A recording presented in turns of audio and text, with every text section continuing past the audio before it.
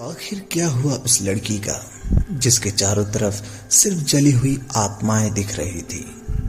तो चलिए डर की दुनिया में फिर एक बार आप सभी का स्वागत है। बढ़ते हैं कहानी की तरफ। राउंड अप हॉरर में आप सभी का स्वागत है। कौन था उसका असली गुनहगार और एक एक करके उसने अपने सभी गुनहगारों को रहस्यमय मौतें क्यों दी? क्या उसका कोई गुनहगार अभी जिंदा है? अगर नहीं तो अभी भी वो लोगों को क्यों इतना परेशानियां देती है? और मुझसे उसका क्या संबंध है? मैं उसका क्या बिगाड़ा है? मुझे वह क्यों डराना चाहती है? इतना दुखद उसकी कहानी को जानकर अब मुझे उससे डर नहीं लगता।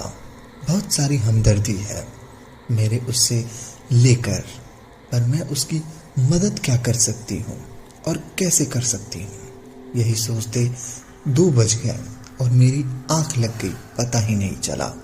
वो मुझे सपने में बुला रही थी, आओ मेरे पीछे आओ, और मैं उसकी तरफ जा रही हूँ किसी रोबोट की तरह। बिना रुके मैं बस उसे आवाज सुन पा रही हूँ।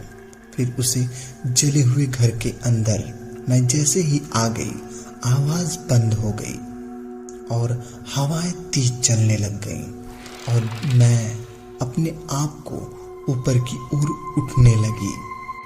अब मैं जमीन से 10 फीट ऊपर थी। मेरे शरीर का कोना कोना थर्रा रहा था। मैं रोने लगी और हाथ जोड़कर बोली, देखो बहन, मैंने तुम्हारा क्या बिगाड़ा है? मेरे तो सामने आकर मेरा गुनाह बताओ, फिर जो तुम्हारी मर्जी होगी वो सजा दे दो। उसने गरजती हुई आवाज में जवाब दिया, बिगाड़ा तुमने नहीं है, तुम्हारे बाप ने था। उसे तो मैंने तभी मौत दे दी थी। अगर तुम्हारा डॉक्टर बाप गांव वालों को नहीं बहकाता तो आज मेरे मासूम बच्चे जिंदा होते। यह सुनकर मेरे कानों को यह यकीन नहीं हो रहा था। तुमने उनके किए की सजा तो दे दी है ना, और तुम्हारे सारे गुनहगारों को भी सजा मिल चुकी है। फिर तुम इतनी अशांत क्यों है बहन? प्लीज मेरे सामने आओ। अब वह भयानक सी आत्मा मेरे सामने आकर खड़ी हो गई, जिसे देखकर मेरी सांसें रुकी जा रही थी। अब उसने मुझे जमीन पर खड़ा कर दिया लाकर। उसके बच्चे भी उसके पास आकर खड़े हो गए, जो कि सिसक सिसक कर रो रहे थे और अपनी माँ से कह रहे थे, माँ माँ, हमें बहुत भूख और प्यास लगी है, कुछ दो न माँ, कुछ दो न माँ।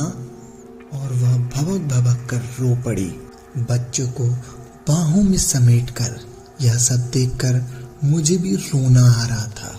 मुझे रोता देख वह थोड़ा शांत हो गई और बोली, आज ऐसा लगता है कोई तो इस दुनिया में एक इंसान है जिसे दूसरे की तकलीफ से फर्क पड़ता है। मैंने तुम्हारे पिता को उनके कर्मों का फल तो दे दिया था, पर हमारी आत्माएं मुक्ति के लिए अब भी भटक रही हैं। देखो हमारे जले हुए अवशेषों को, कैसे 10 सालों से ऐसे ही बिखरे पड़े हैं। कितनी नफरत करते हैं ये गांव वाले हमसे। उसने रो रो कर अपनी पूरी दुख भरी कहानी मुझे बताई। उसने अपना नाम ममता बताया और इत्तेफाक से मेरा भी नाम ममता है। उसने बताया कि वह मुझे भी मेरे पिता के कर्मों की सजा देना चाहती थी, पर जैसे ही वह मुझे रोते देखा तो उसका हृदय पिघल गया और मैंने उससे वादा किया कि मैं उसे कीमत की मुक्ति दिलाकर रहूंगी। सो वह अब मैंने किया।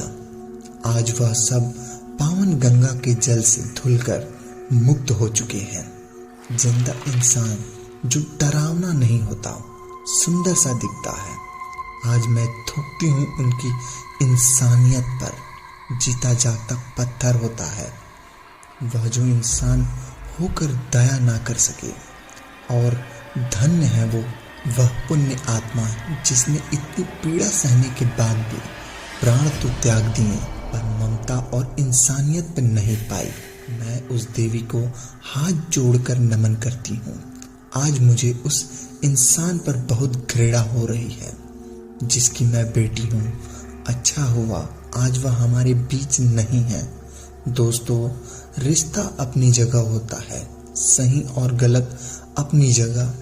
हमें सच्चाई से कभी मुंह नहीं मोड़ना चाहिए, चाहे वह कितनी भी कड़वी क्यों ना हो।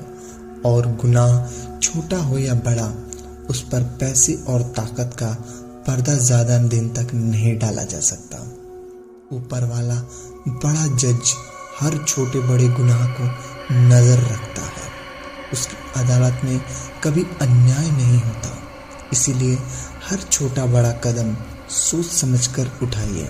नमस्कार दोस्तों, यह कहानी पूरी तरह से काल्पनिक थी। किसी भी व्यक्ति से विशेष इसका कोई संबंध नहीं है। यह बस समाज का कड़वा सच है जिसे कहानी के रूप में पाठकों और मनोरंजन के लिए प्रस्तुत किया गया है। अगर कहीं कोई त्रुटि हुई हो तो उसके लिए हमें माफ कर दे। तो दोस्तों, मिलते हैं फिर एक और नई कहानी के सच्ची घटना के साथ। तब तक के लिए धन्यवाद। अगर वीडियो पसंद आई हो तो वीडियो को लाइक करिए और चैनल को सब्सक्राइब करिए ताकि हमारी आने वाली वीडियो कहानियाँ सबसे पहले आप तक पहुँचे।